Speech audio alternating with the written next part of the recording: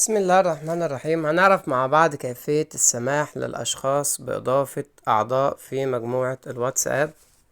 الطريقة ببساطة بتيجي على اسم المجموعة وبتضغط عليها،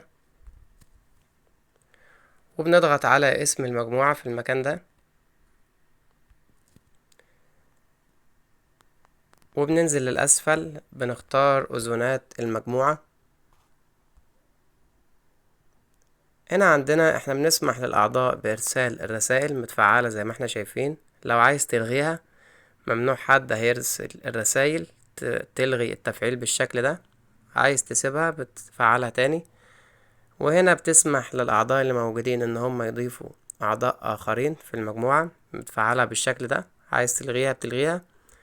احنا بنفعلها عشان نسمح للأعضاء ان هم يضيفوا أشخاص في المجموعة.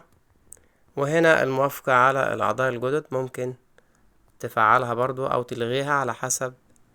هنا زي ما احنا شايفين يستطيع الأعضاء تعديل إعدادات المجموعة، إرسال الرسائل، الحاجات اللي احنا قلنا عليها دي كلها. كده بنكون وصلنا لنهاية الشرح. لو عجبك الفيديو ما تنسناش باللايك والاشتراك في القناة، ودمتم في أمان الله.